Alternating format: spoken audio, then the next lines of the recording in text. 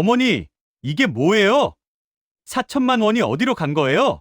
아들이 통장을 던지듯 내밀었습니다. 은행에서 대출금 독촉 전화가 온 뒤였습니다. 구청에서 온 사람이 복지보조금 신청해준다고 말을 채 끝내기도 전에 며느리가 끼어들었습니다. 그러게 어떻게 그런 걸 믿으세요? 이제 손주들도 못 봐주세요. 우리가 감당 못해요. 현관문이 쾅 닫혔고 혼자 남은 거실에서 경매 통지서를 바라봤습니다. 남편이 평생 모은 이 집이 한 달 안에 날아간다는 빨간 글씨가 눈앞에서 번졌습니다. 남편이 세상을 떠난 지 3년이 지났습니다. 70평생을 함께 산 사람이 없으니 집안이 텅 빈 것 같았지만 그래도 아들 내외가 일주일에 사흘은 손주들을 맡겨서 외롭지는 않았습니다. 큰 손주 민준이가 8살, 작은 손주 서연이가 5살이었습니다.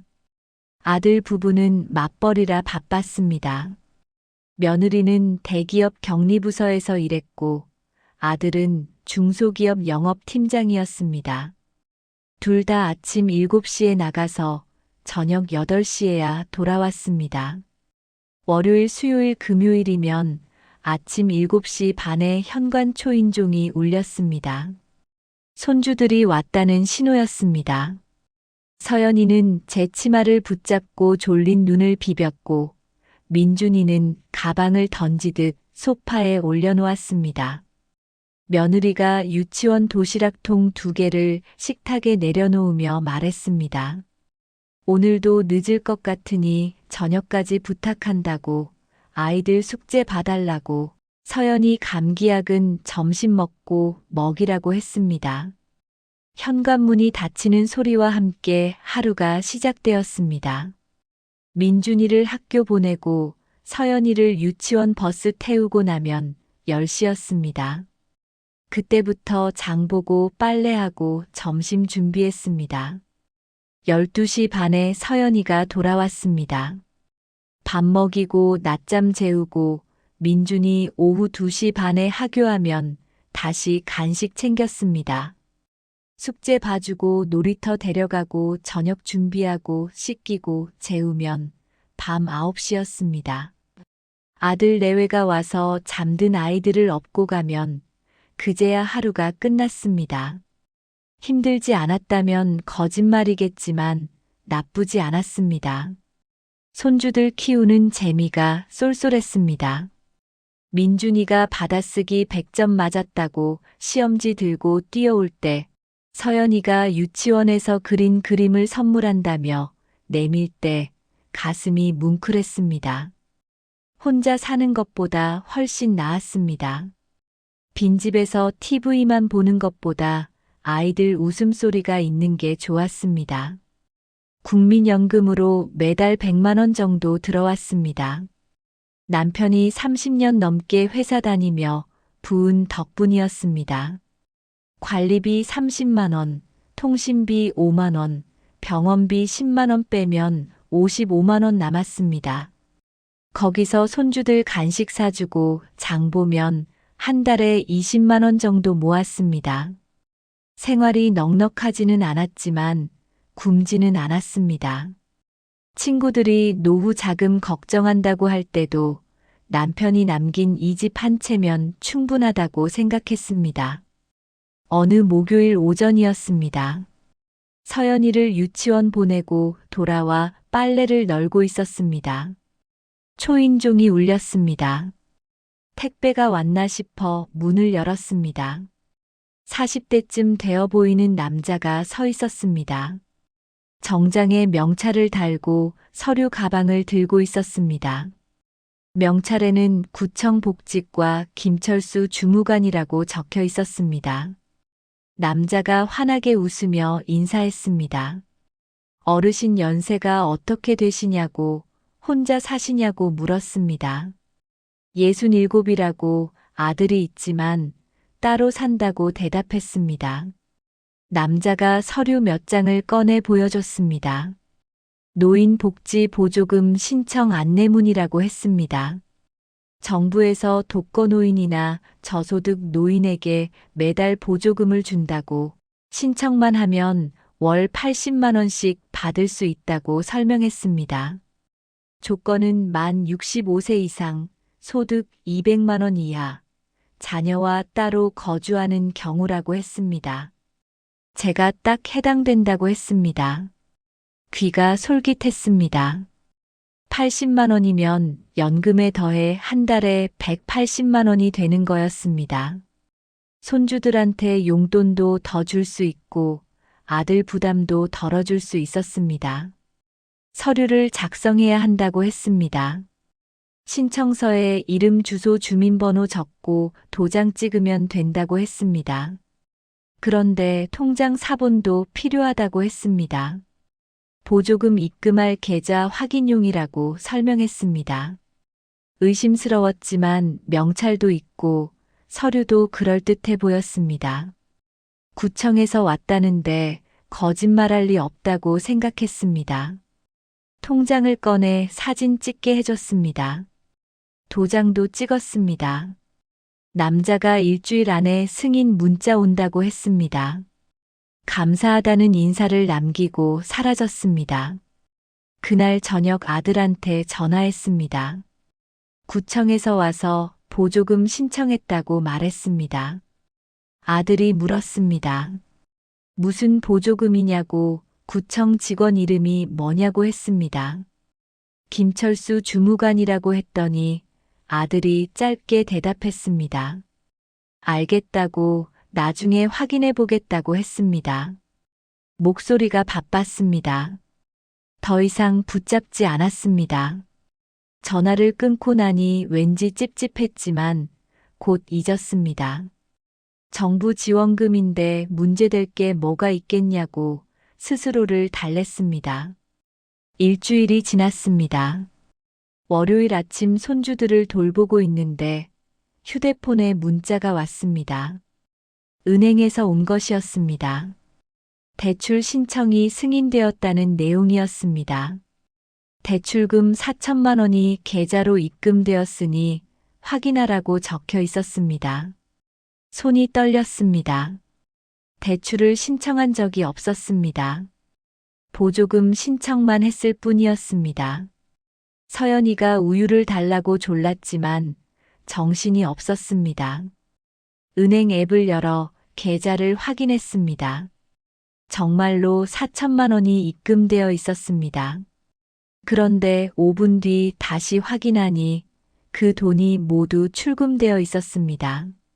잔액이 12만 원으로 줄어들어 있었습니다. 머리가 하얘졌습니다. 무슨 일인지 이해할 수 없었습니다. 휴대폰을 들고 은행에 전화를 걸었습니다. 상담원이 받았습니다. 본인 명의로 대출 신청이 들어왔고 승인되었다고 확인해 줬습니다. 신청일은 지난주 목요일 오후 3시였다고 했습니다. 그날이 바로 구청 직원이라던 남자가 다녀간 날이었습니다. 상담원에게 물었습니다.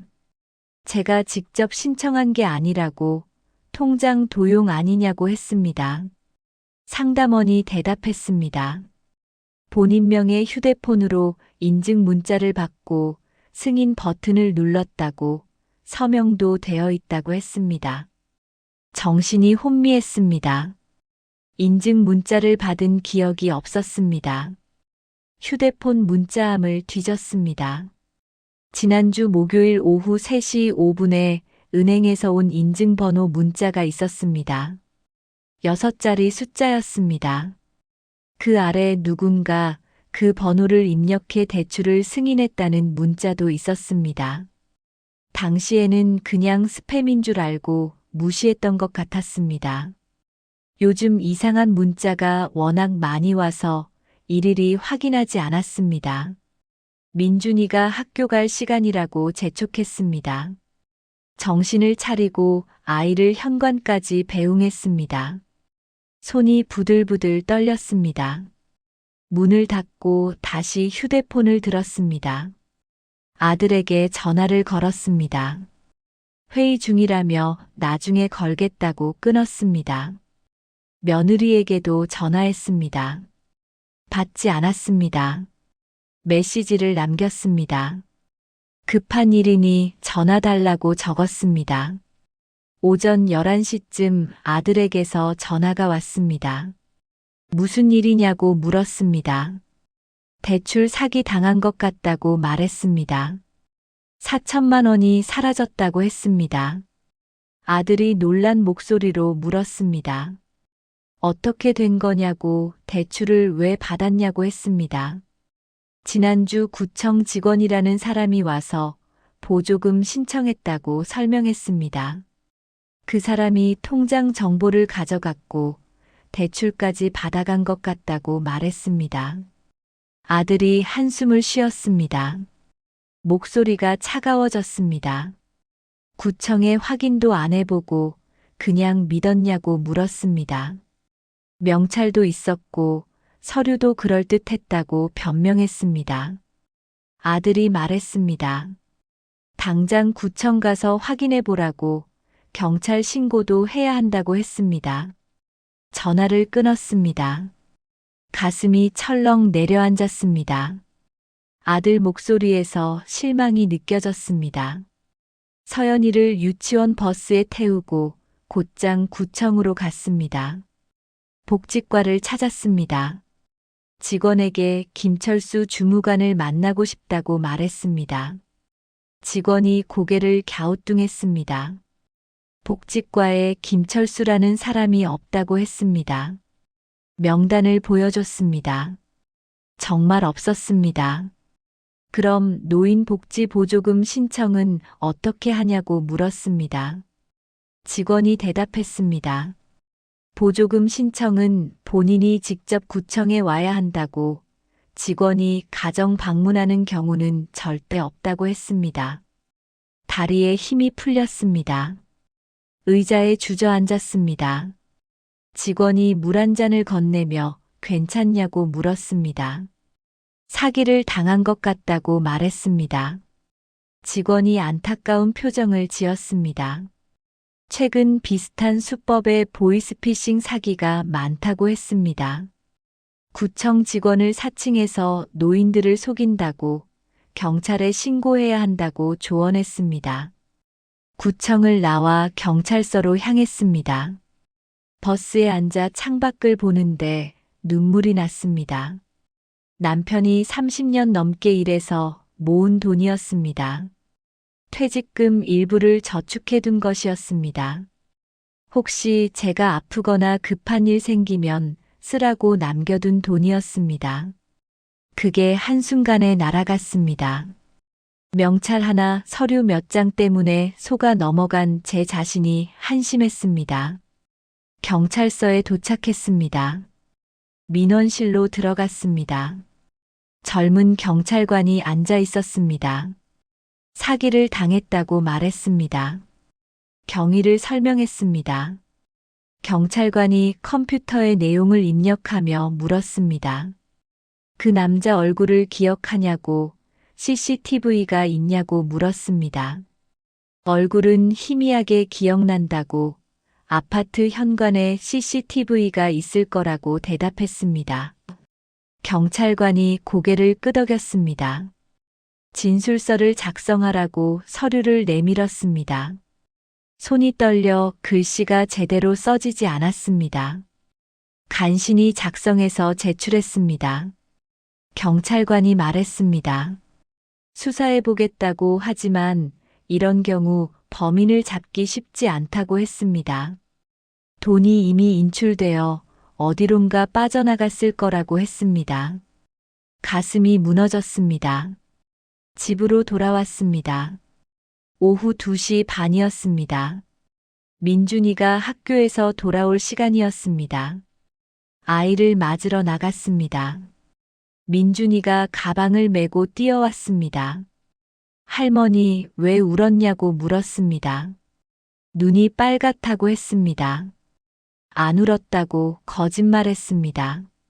먼지가 들어갔다고 둘러댔습니다. 민준이 손을 잡고 집으로 들어왔습니다. 간식을 차려줬지만 입맛이 없었습니다. 저녁 6시쯤 또 문자가 왔습니다. 은행에서 온 것이었습니다. 대출 이자 납부일이 다음 달 5일이라고 적혀 있었습니다. 월 이자가 60만 원이라고 했습니다. 연금 100만 원에서 60만 원을 떼면 40만 원밖에 남지 않았습니다. 관리비도 못 낼 금액이었습니다. 그런데 문자는 거기서 끝이 아니었습니다. 원금 상환은 3개월 이내에 해야 한다고 적혀 있었습니다. 3개월 안에 4천만 원을 갚지 못하면 담보로 잡힌 집이 경매에 넘어간다고 했습니다. 휴대폰을 떨어뜨렸습니다. 손주들이 놀다가 쳐다봤습니다. 괜찮냐고 물었습니다. 괜찮다고 웃어 보였습니다. 아이들을 재우고 거실에 혼자 앉았습니다. 집이 경매로 넘어간다는 문장이 머릿속을 떠나지 않았습니다. 이 집은 남편이 40대 때 대출받아 20년 동안 갚아 마련한 것이었습니다. 유일한 재산이었습니다. 이게 날아간다는 게 믿기지 않았습니다. 다음 날 화요일 아침 아들이 전화를 걸어왔습니다. 오늘은 손주들 못 맡긴다고 했습니다. 며느리가 회사 반찬에서 아이들 봐야 한다고 했습니다. 목소리가 차가웠습니다. 어제 일 때문이냐고 물었습니다.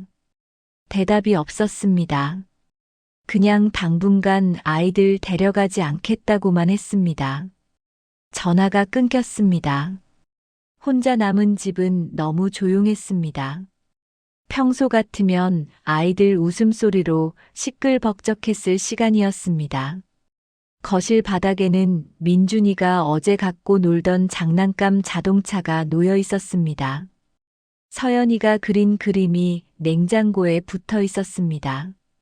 그걸 보다가 눈물이 났습니다. 손주들을 못 본다는 게 사기 당한 것보다 더 아팠습니다. 오후에 은행에 다시 전화를 걸었습니다. 대출을 취소할 방법이 없냐고 물었습니다. 상담원이 설명했습니다. 본인 명의로 정상 절차를 거쳐 대출받은 것이라 취소가 불가능하다고 했습니다. 사기 피해 신고를 했어도 대출 자체는 유효하다고 했습니다. 경찰 수사 결과가 나와야 구제받을 수 있다고 했습니다. 그게 언제가 될지는 아무도 모른다고 덧붙였습니다. 수요일 오전 경찰서에서 연락이 왔습니다. 아파트 CCTV를 확인했다고 했습니다. 범인으로 보이는 남자가 찍혔지만 얼굴을 모자와 마스크로 가렸다고 했습니다. 차량 번호판도 확인했는데 렌터카였다고 했습니다. 이미 반납된 상태라 추적이 어렵다고 했습니다. 통장으로 들어온 돈도 5분 만에 인출되어 여러 계좌로 쪼개져 나갔다고 했습니다. 수사는 계속하겠지만 시간이 걸릴 거라고 했습니다. 목요일 저녁 아들이 집으로 찾아왔습니다. 며느리와 함께였습니다. 소파에 나란히 앉았습니다. 아들이 서류 봉투를 꺼내 식탁에 올려놓았습니다. 은행에서 받아온 대출 관련 서류였습니다. 아들이 말했습니다. 어머니 명의로 4천만 원 대출받은 게 맞다고 어머니 서명도 되어 있다고 했습니다. 그 서명은 제가 한 게 아니라고 항변했습니다. 구청 직원이라던 사람이 보조금 신청서에 도장 찍으라고 해서 찍은 거라고 설명했습니다. 며느리가 끼어들었습니다. 보조금 신청에 왜 도장을 찍냐고 물었습니다. 요즘은 다 온라인으로 하는데 직접 찾아오는 게 이상하다고 생각 안 했냐고 했습니다. 목소리에 짜증이 섞여 있었습니다. 아들이 며느리를 말렸습니다. 하지만 며느리는 계속했습니다. 어머니가 조심하셨어야 한다고 이제 우리가 그 빚을 어떻게 하냐고 따졌습니다. 아들이 한숨을 쉬며 말했습니다. 3개월 안에 4천만 원을 갚아야 한다고 못 갚으면 집이 경매로 넘어간다고 했습니다. 제 연금으로는 이자도 못 낸다고 했습니다. 자기들이 도와줄 수밖에 없다고 했습니다. 하지만 당장 4천만 원을 구할 형편이 안 된다고 했습니다. 자기들도 아파트 대출이 3억 원 남았다고, 아이들 학원비에 생활비에 빠듯하다고 말했습니다.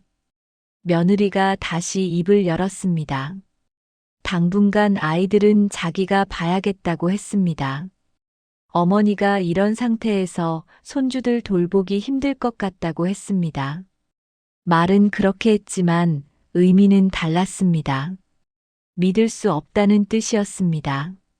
한 번 속은 사람이 또 속을 수 있다는 뜻이었습니다. 가슴이 무너졌습니다. 손주들을 빼앗긴다는 생각에 숨이 막혔습니다. 아들이 말했습니다. 일단 경찰 수사 결과를 기다려보자고, 범인을 잡으면 돈을 돌려받을 수 있을지도 모른다고 했습니다. 하지만 목소리에 확신이 없었습니다. 그러면서 당분간 연락 자주 못할 것 같다고 덧붙였습니다. 바쁘니까 급한 일 아니면 전화하지 말라고 했습니다. 며느리가 일어서며 가방을 챙겼습니다. 아들도 따라 일어났습니다. 두 사람은 인사도 제대로 안 하고 현관문을 나갔습니다. 혼자 남았습니다. 거실 시계 초침 소리만 똑똑 들렸습니다. 남편 영정 사진을 바라봤습니다. 미안하다고 중얼거렸습니다. 당신이 평생 모은 돈을 제가 날렸다고, 아들한테까지 짐이 됐다고 말했습니다. 남편 사진 속 미소가 흐려져 보였습니다. 금요일 아침 관리사무소에서 전화가 왔습니다. 이번 달 관리비가 연체됐다고 했습니다. 30만 원을 입금하라고 했습니다. 통장을 확인했습니다. 잔액이 15만 원밖에 없었습니다. 연금은 다음 주에나 들어왔습니다. 관리사무소 직원에게 사정을 설명했습니다. 다음 주에 넣겠다고 했습니다. 직원이 딱딱한 목소리로 대답했습니다. 늦으면 연체료가 붙는다고, 가능하면 빨리 내라고 했습니다. 냉장고를 열었습니다. 김치 한 통, 계란 서너 개, 우유 반 통이 전부였습니다. 장을 봐야 했지만 돈이 없었습니다. 쌀도 바닥났습니다. 점심은 라면으로 때웠습니다. 저녁도 라면이었습니다. 속이 쓰렸지만 참았습니다. 토요일 오후 같은 아파트에 사는 김 여사를 마주쳤습니다. 엘리베이터에서였습니다. 김 여사가 물었습니다. 요즘 손주들 안 보냐고, 예전에는 맨날 봤는데 요즘 안 보인다고 했습니다. 아들이 바빠서 못 데려온다고 둘러댔습니다. 김 여사가 고개를 끄덕였습니다. 그러면서 한마디 덧붙였습니다. 얼굴이 많이 상했다고, 편찮으신 거 아니냐고 물었습니다. 괜찮다고 웃었습니다. 엘리베이터 문이 열렸고 서둘러 내렸습니다. 집에 돌아와 거울을 봤습니다. 얼굴이 푸석푸석했습니다. 눈 밑에 다크서클이 내려앉았습니다. 며칠 사이 살이 빠진 것 같았습니다. 잠을 제대로 못 잤습니다. 밤마다 악몽을 꿨습니다. 구청 직원이라던 남자가 나타나 웃으며 손을 흔드는 꿈이었습니다. 깨면 식은 땀이 흥건했습니다. 일요일 저녁 휴대폰에 문자가 또 왔습니다. 은행에서 온 것이었습니다. 대출 이자 납부일이 사흘 남았다고 알림이 왔습니다. 60만 원을 입금하라고 적혀 있었습니다. 연금이 들어와도 관리비 내고 나면 30만 원밖에 안 남았습니다. 이자도 못 낼 판이었습니다. 휴대폰을 던지고 싶었습니다. 하지만 참았습니다. 소파에 주저앉아 천장만 바라봤습니다. 앞으로 어떻게 살아야 할지 막막했습니다. 월요일 아침 연금이 들어왔습니다. 100만 원이 통장에 찍혔습니다. 관리비 30만 원을 먼저 냈습니다. 대출 이자 60만 원을 내야 했지만 10만 원이 부족했습니다. 은행에 전화해서 사정을 설명했습니다. 이번 달만 분할 납부할 수 있냐고 물었습니다. 상담원이 딱 잘라 말했습니다. 연체되면 신용등급이 떨어진다고, 다음 달부터는 연체료까지 붙는다고 경고했습니다. 손에 쥔 10만 원으로 장을 봤습니다. 쌀 10kg, 김치, 계란, 두부, 라면 몇 개 샀습니다. 그게 전부였습니다. 고기는 엄두도 못 냈습니다. 과일도 살 수 없었습니다. 계산대 앞에서 카드를 내밀었는데 승인이 거부됐습니다. 직원이 다른 카드 있냐고 물었습니다. 현금으로 계산했습니다. 지갑에 남은 돈은 3만 원뿐이었습니다. 화요일 오후 우체부가 등기우편을 가져왔습니다. 법원에서 온 것이었습니다. 손이 떨려 봉투를 뜯었습니다. 부동산 경매 개시 결정문이라고 적혀 있었습니다. 대출금 상환 기한이 지나면 이 집이 경매에 넘어간다는 내용이었습니다. 기한은 2달 뒤였습니다. 원래 3개월이었는데 한 달이 이미 지나 있었습니다. 감정평가 금액은 3억 5천만 원이라고 적혀 있었습니다. 시세보다 낮았습니다. 경매로 넘어가면 더 싸게 팔릴 거라고 했습니다. 서류를 들고 소파에 주저앉았습니다. 이 집은 남편이 43세 때 샀습니다. 당시 2억 원을 대출받아 20년 동안 갚았습니다. 매달 100만 원씩 꼬박꼬박 갚아 63세에 완납했습니다. 그해 남편이 너무 기뻐했습니다. 이제 빚 없이 살 수 있다고 웃었습니다. 그런데 4년 만에 이 집이 날아가게 생겼습니다. 눈물이 흘렀습니다. 수요일 저녁 또 문자가 왔습니다. 이번에는 다른 은행에서였습니다. 대출금 2천만 원이 연체되고 있다고 했습니다. 즉시 상환하라는 내용이었습니다. 손이 얼어붙었습니다.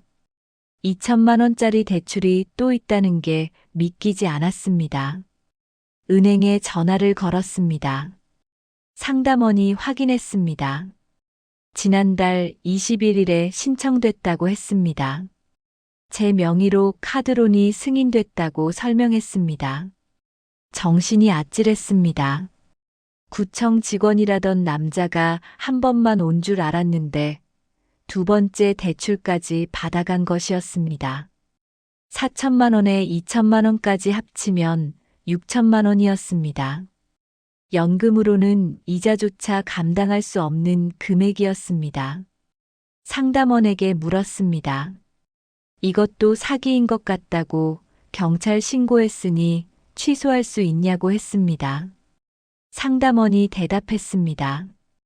본인 명의 휴대폰으로 인증했고 서명도 있어서 취소가 불가능하다고 했습니다. 목요일 아침 경찰서에 전화를 걸었습니다. 담당 형사가 받았습니다. 추가 피해가 발생했다고 말했습니다. 2천만 원이 더 빠져나갔다고 설명했습니다. 형사가 한숨을 쉬었습니다. 이런 경우가 많다고 했습니다. 범인들이 한 번 성공하면 같은 피해자를 여러 번 노린다고 설명했습니다. 수사는 진행 중이지만 범인이 해외로 도주했을 가능성이 크다고 덧붙였습니다. 언제 잡힐지 장담할 수 없다고 했습니다. 전화를 끊고 아들에게 연락했습니다.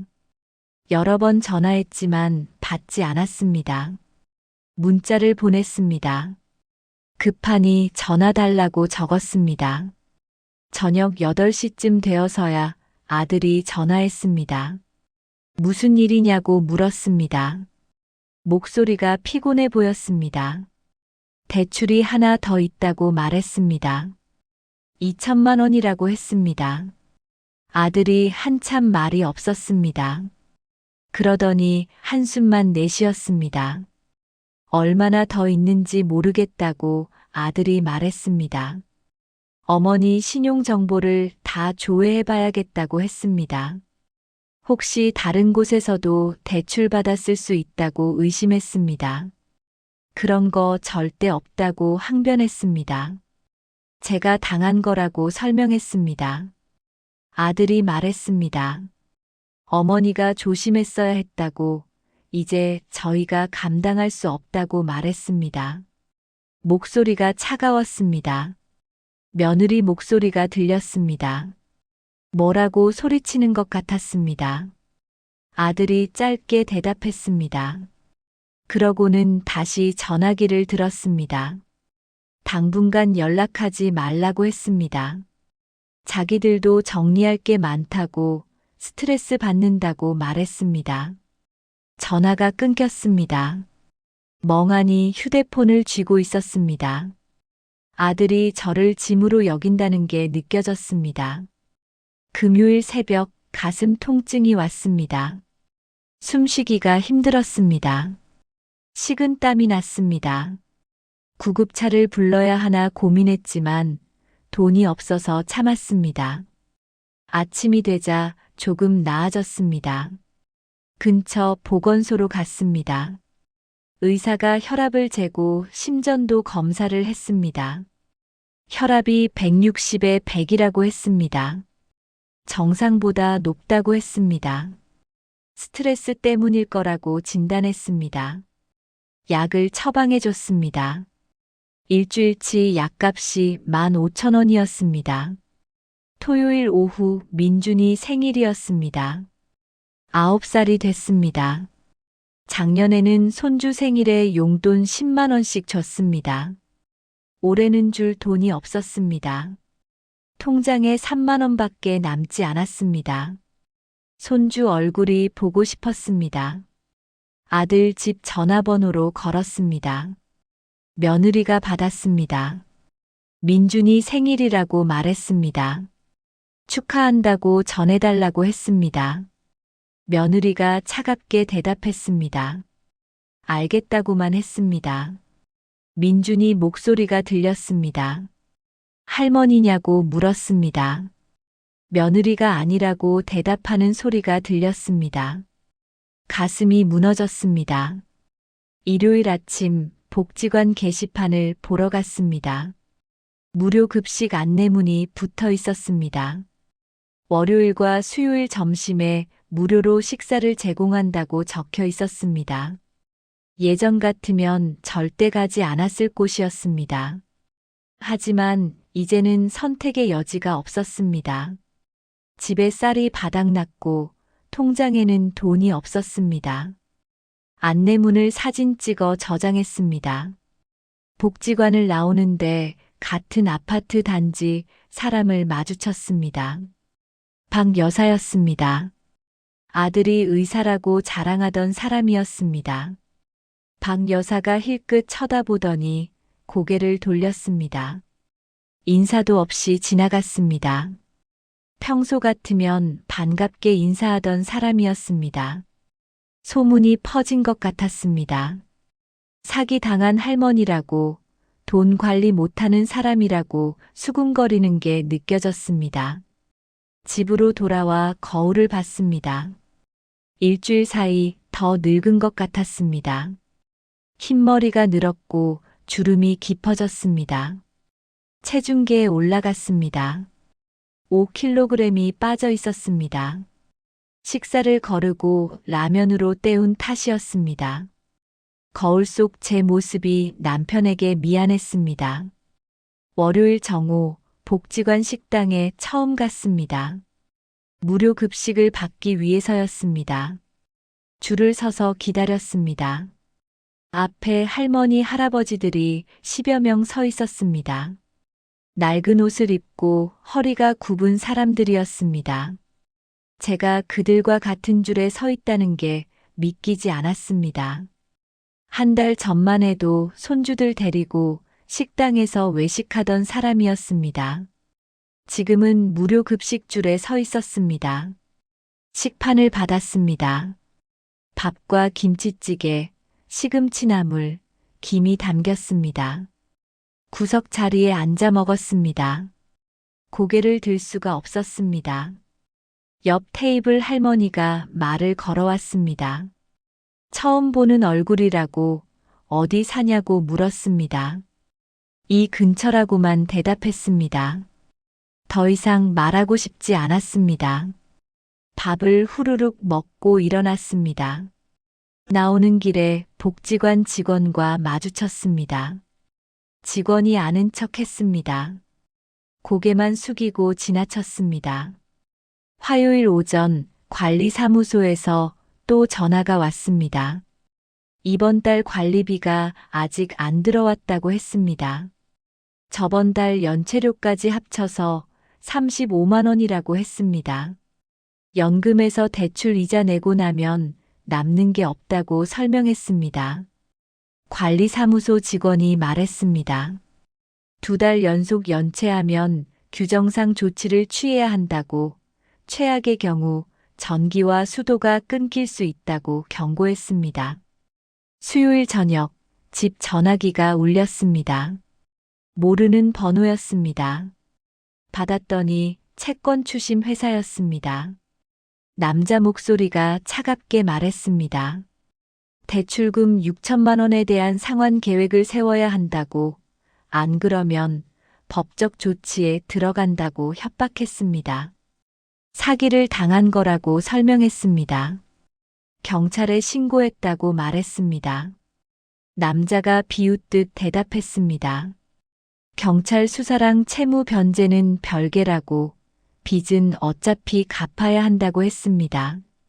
목요일 아침 우편함에 고지서가 가득했습니다. 전기세, 수도세, 가스비, 통신비가 밀려 있었습니다. 합치면 20만 원이 넘었습니다. 빨간 글씨로 최종 독촉이라고 적혀 있었습니다.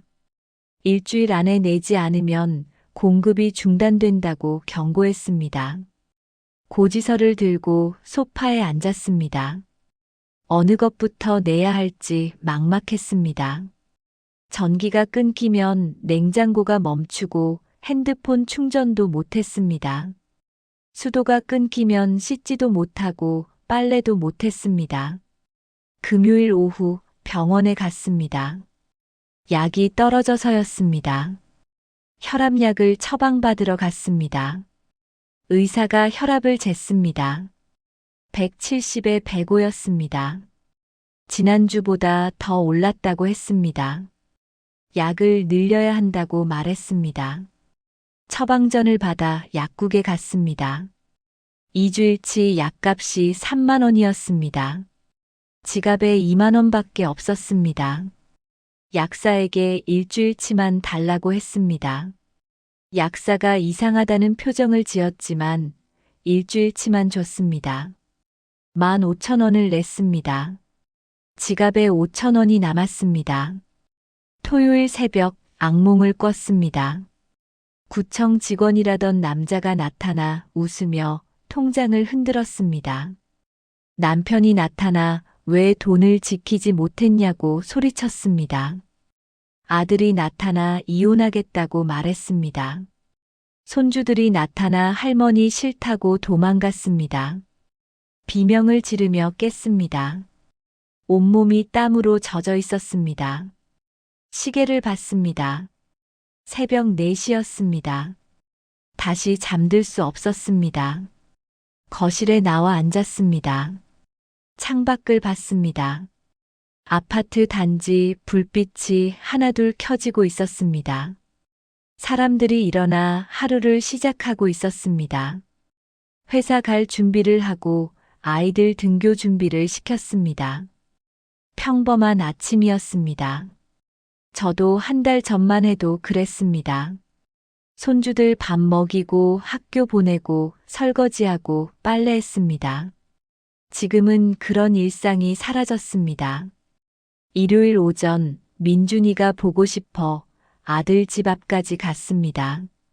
아파트 단지 입구에서 망설였습니다. 현관 비밀번호를 알고 있었습니다. 들어가서 손주들 얼굴이라도 보고 싶었습니다. 하지만 발이 떨어지지 않았습니다. 며느리가 싫어할 게 뻔했습니다. 아들도 반기지 않을 게 분명했습니다. 1시간 넘게 서 있다가 돌아왔습니다. 집으로 오는 버스 안에서 눈물이 났습니다. 월요일 아침 복지관 식당에 또 갔습니다. 이제 익숙한 길이 되어버렸습니다. 지난주 말 걸었던 할머니가 옆에 앉았습니다. 자기 얘기를 했습니다. 남편이 10년 전에 죽었다고, 자식들이 연락을 안 한다고 말했습니다. 연금이 40만 원밖에 안 된다고 했습니다. 그래서 무료 급식으로 버틴다고 했습니다. 제 처지가 그 할머니와 비슷해지고 있었습니다. 1달 전만 해도 상상도 못했던 일이었습니다. 화요일 오후 슈퍼마켓에 갔습니다. 라면 한 봉지를 사려고 했습니다. 계산대에서 카드를 냈습니다. 승인이 거부됐습니다. 한도 초과라고 했습니다. 다른 카드를 냈습니다. 역시 거부됐습니다. 현금을 꺼냈습니다. 지갑에 3,000원밖에 없었습니다. 라면 한 봉지가 4,500원이었습니다. 1,500원이 부족했습니다. 주인 아주머니가 쳐다봤습니다. 미안하다고 말하고 나왔습니다. 얼굴이 화끈거렸습니다. 집에 돌아와 냉장고를 열었습니다. 김치 반 통이 전부였습니다. 쌀통도 비어 있었습니다. 저녁은 물 한 잔으로 때웠습니다. 배가 고팠지만 참았습니다. 내일 복지관에 가면 점심은 먹을 수 있었습니다. 하루만 더 버티면 됐습니다. 수요일 저녁 핸드폰이 울렸습니다. 법원에서 온 문자였습니다. 경매 일정이 잡혔다고 했습니다. 1달 뒤 오전 10시에 첫 경매가 시작된다고 통보했습니다. 최저가는 2억 8천만 원이라고 적혀 있었습니다. 시세의 80%였습니다. 경매로 팔리면 대출 6천만 원 갚고 2억 2천만 원 정도 남을 거라고 계산됐습니다. 하지만 집을 잃는다는 게 현실이 됐습니다. 소파에 앉아 집 안을 둘러봤습니다. 거실 장롱은 남편이 결혼 20년 만에 사준 것이었습니다. 식탁은 아들이 대학 입학할 때 새로 장만한 것이었습니다. 침대는 남편이 허리 아프다고 5년 전에 바꾼 것이었습니다. 모든 게 추억이었습니다. 1달 뒤면 이 모든 게 사라졌습니다. 남는 건 2억 2천만 원과 빚쟁이 꼬리표뿐이었습니다. 목요일 정오 복지관 식당에 갔습니다. 3번째 방문이었습니다. 줄을 서서 기다리는데 뒤에서 누군가 말을 걸었습니다. 60대 중반쯤 되어 보이는 할머니였습니다. 김 여사라고 자기를 소개했습니다. 요즘 자주 오는 것 같다고 말했습니다. 네라고 짧게 대답했습니다. 식판을 받아 자리에 앉았습니다. 김 여사가 옆에 앉았습니다. 얼굴이 많이 안 좋아 보인다고 무슨 일 있냐고 물었습니다. 아무 일 없다고 둘러댔습니다. 김 여사가 자기 얘기를 꺼냈습니다. 자기도 얼마 전 사기를 당해서 2천만 원을 날렸다고 말했습니다. 손이 멈췄습니다. 김 여사를 쳐다봤습니다. 김 여사가 계속 말했습니다. 3달 전 구청 직원이라는 사람이 집에 왔다고 노인복지, 보조금 신청을 도와준다며 통장과 도장을 달라고 했다고 설명했습니다. 제 상황과 똑같았습니다. 숟가락을 놓았습니다. 어떻게 됐냐고 물었습니다. 김 여사가 한숨을 쉬었습니다. 대출이 2천만 원 생겼다고 경찰에 신고했지만 범인을 못 잡았다고 말했습니다. 아들이 돈을 갚아줬지만 얼굴을 못 본다고 했습니다. 제 사연도 털어놨습니다. 6천만 원을 날렸다고 집이 경매로 넘어간다고 설명했습니다. 김 여사가 놀란 표정을 지었습니다. 그러면서 복지관에 비슷한 피해자가 더 있다고 같이 모여서 경찰에 집단 진정을 넣었다고 알려줬습니다. 식사를 마치고 김 여사를 따라 복지관 상담실로 갔습니다. 소파에 할머니 세 분이 앉아 있었습니다. 모두 60대 후반에서 70대 초반으로 보였습니다. 김 여사가 저를 소개했습니다. 박 여사가 말했습니다. 자기는 3천만 원 당했다고, 이 여사는 2,500만 원, 정 여사는 1,500만 원이라고 설명했습니다. 모두 같은 수법이었습니다. 구청 직원이라며 집에 찾아왔고 노인복지 보조금 신청을 도와준다고 속였습니다. 시기도 지난 석 달 사이로 비슷했습니다. 박 여사가 말했습니다. 명찰도 똑같았다고, 구청 복직과 김철수 주무관이라는 이름이었다고 했습니다. 제가 본 명찰과 일치했습니다. 이 여사가 서류 봉투를 꺼냈습니다. 경찰서에서 받은 사건 번호가 적힌 서류였습니다. 집단 진정서를 넣었다고 설명했습니다. 피해자가 5명이나 되니 경찰이 좀 더 적극적으로 수사하겠다고 약속했다고 전했습니다. 정 여사가 말했습니다. 그래도 혼자 싸우는 것보다 낫다고, 함께 목소리를 내야 한다고 힘을 줬습니다. 저도 진정서에 이름을 올리고 싶다고 말했습니다. 박 여사가 당장 경찰서에 가자고 제안했습니다. 5명이 함께 경찰서로 향했습니다.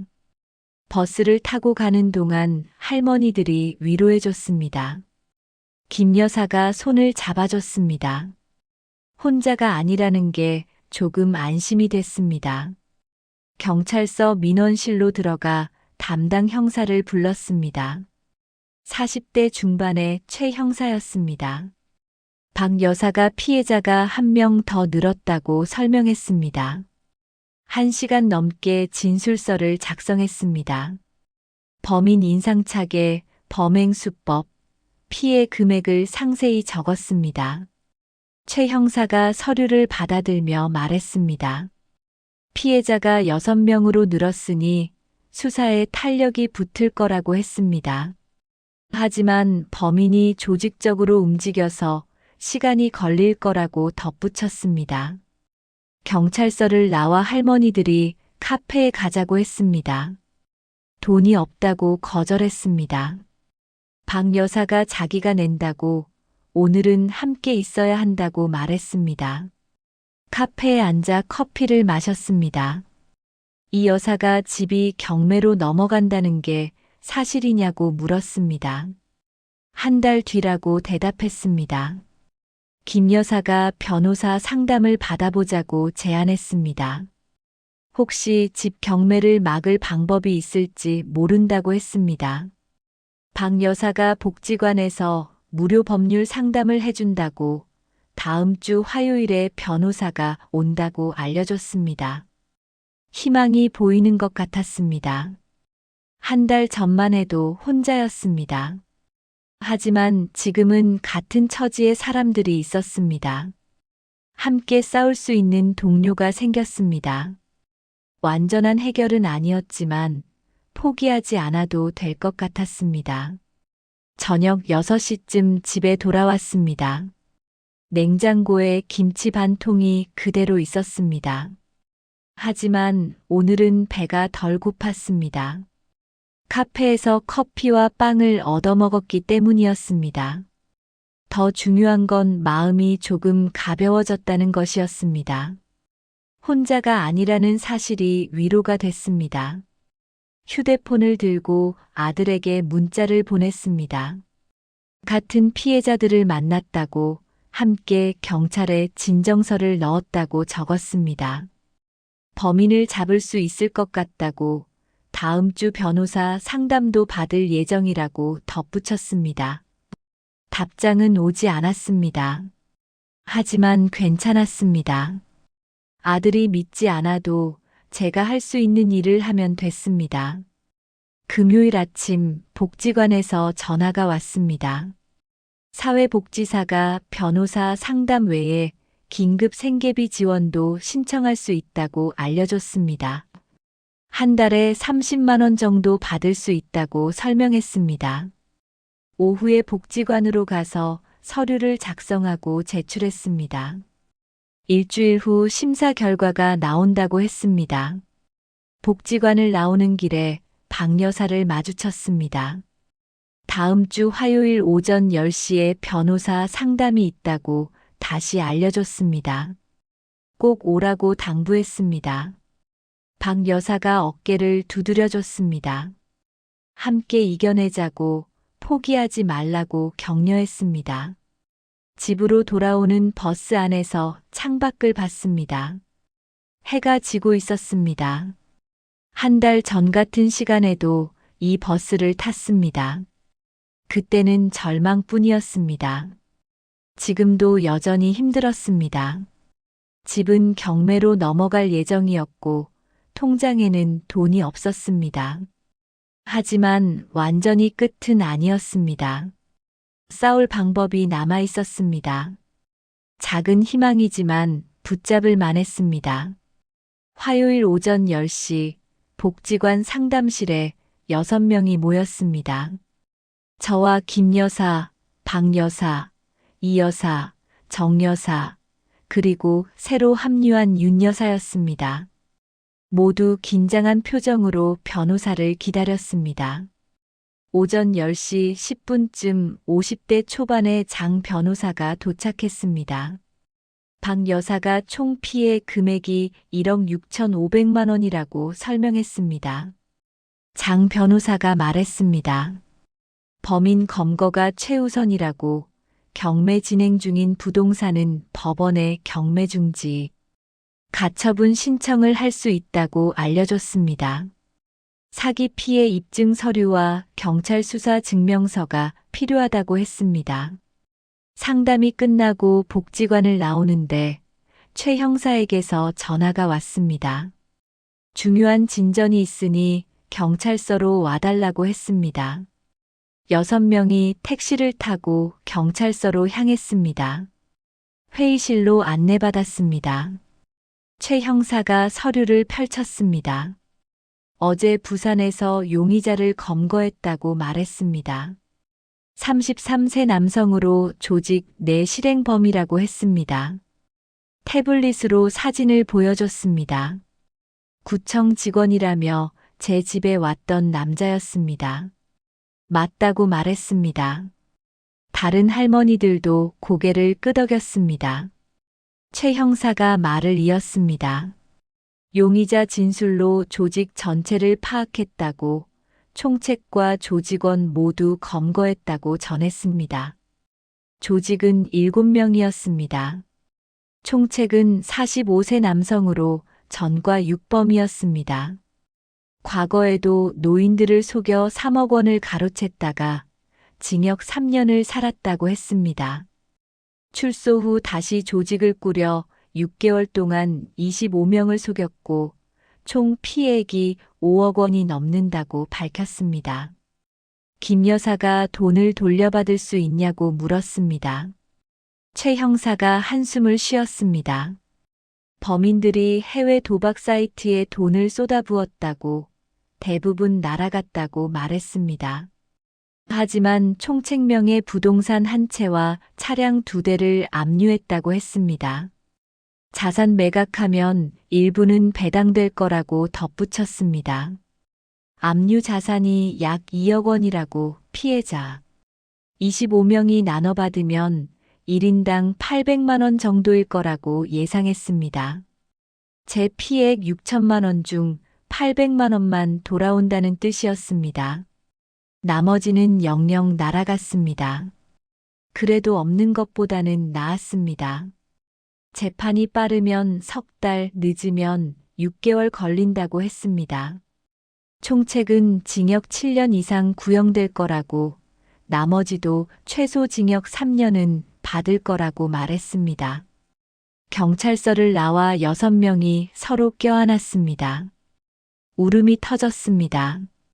박 여사가 말했습니다. 끝까지 포기하지 않아서 다행이라고, 함께였기에 가능했다고 했습니다. 저녁 6시쯤 집에 돌아와 아들에게 전화를 걸었습니다. 이번에는 받았습니다. 범인을 잡았다고, 조직이 일망타진됐다고 말했습니다. 일부 돈을 돌려받을 수 있다고 설명했습니다. 아들이 놀라며 정말이냐고, 얼마나 받을 수 있냐고 물었습니다.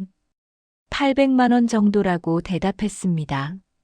아들이 경매는 어떻게 하냐고 물었습니다. 변호사가 경매 중지 신청하라고 했다고 말했습니다. 아들이 자기가 도와주겠다고 내일 만나자고 제안했습니다. 목소리가 따뜻했습니다. 수요일 오후 아들이 며느리와 함께 집으로 왔습니다.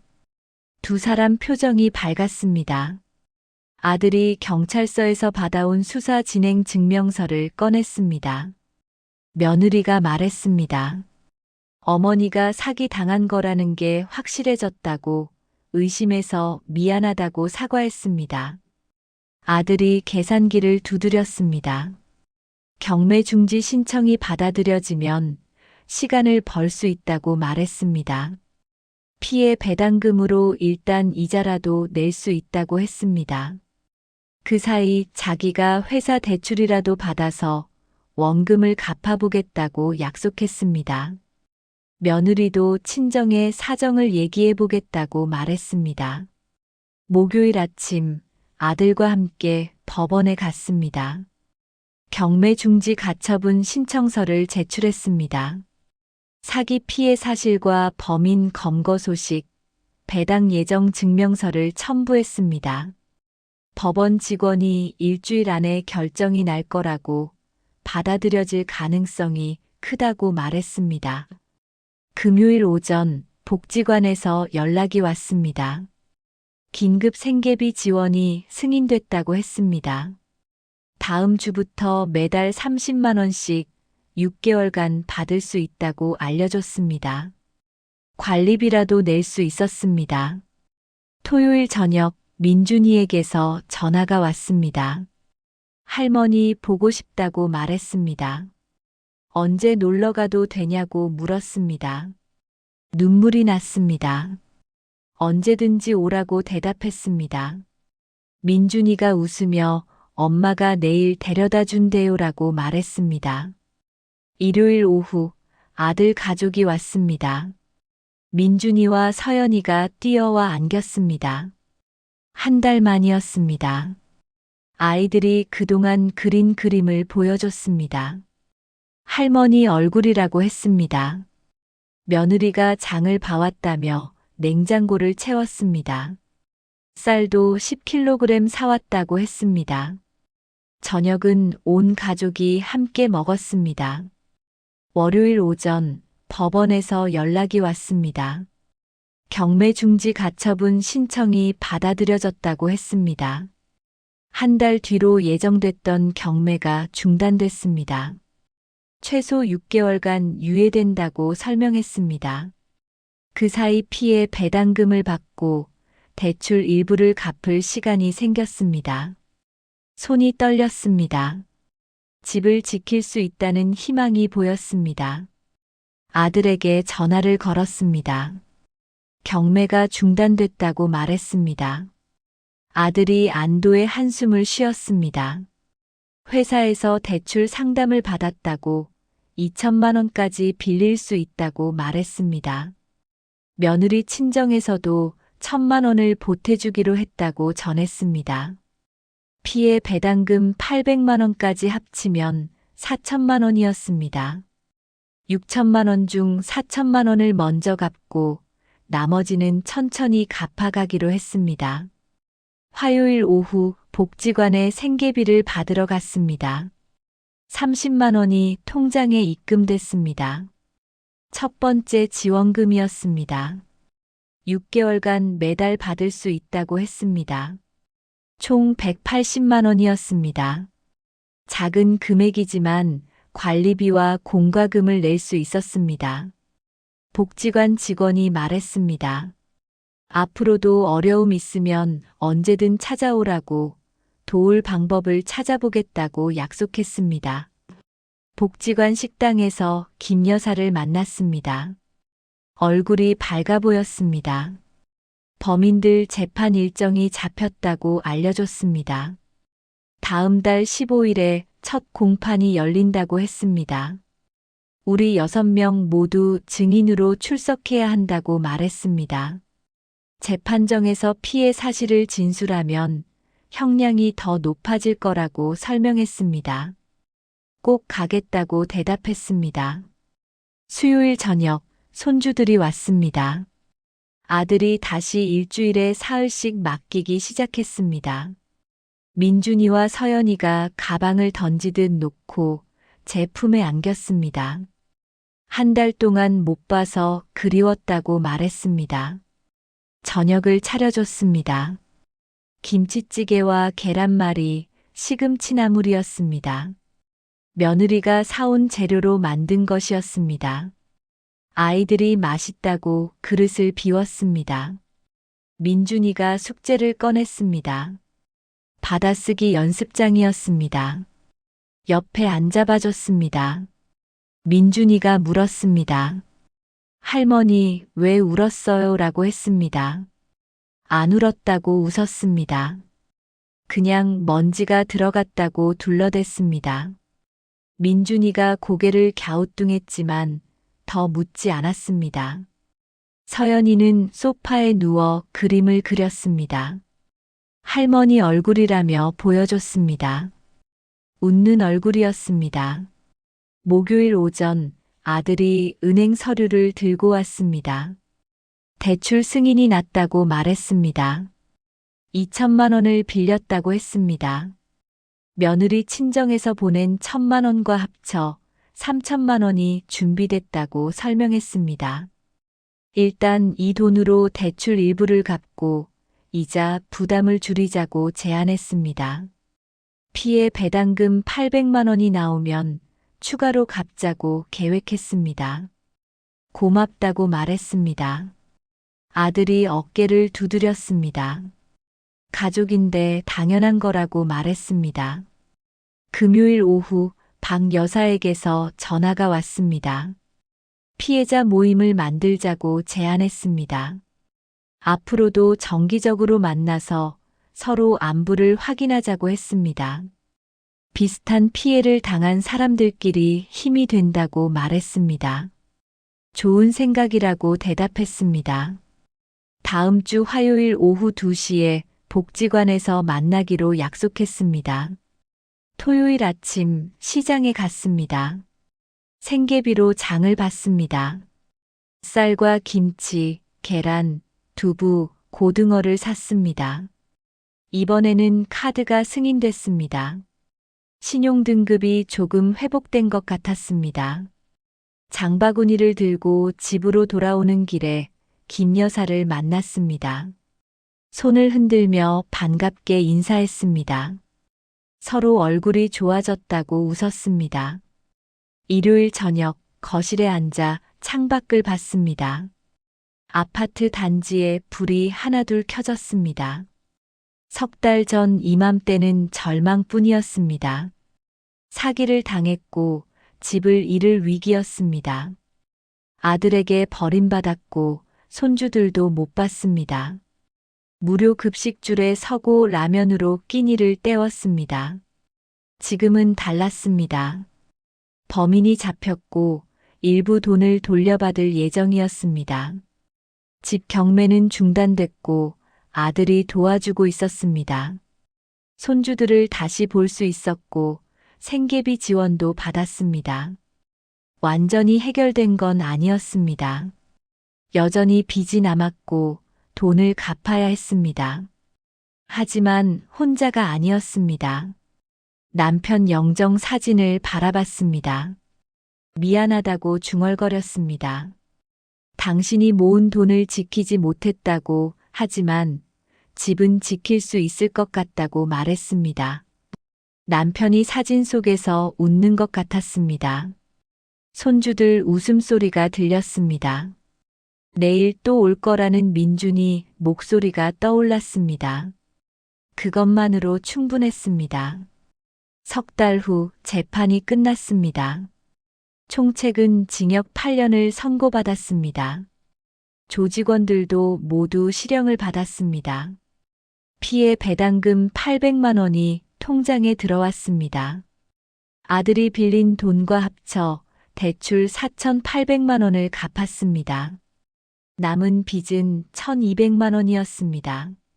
앞으로 3년간 매달 30만 원씩 갚기로 했습니다. 지금도 복지관 식당에 가끔 갑니다. 김 여사, 박 여사와 함께 점심을 먹습니다. 더 이상 무료 급식이 아니라 유료 식사입니다. 3,000원이지만 기꺼이 냅니다. 손주들은 여전히 일주일에 사흘씩 맡아 돌봅니다. 민준이가 10살이 됐습니다. 사기를 당한 건 제 잘못이었습니다. 하지만 포기하지 않은 것도 제 선택이었습니다. 혼자가 아니라는 걸 알았고, 함께 싸웠고, 살아남았습니다.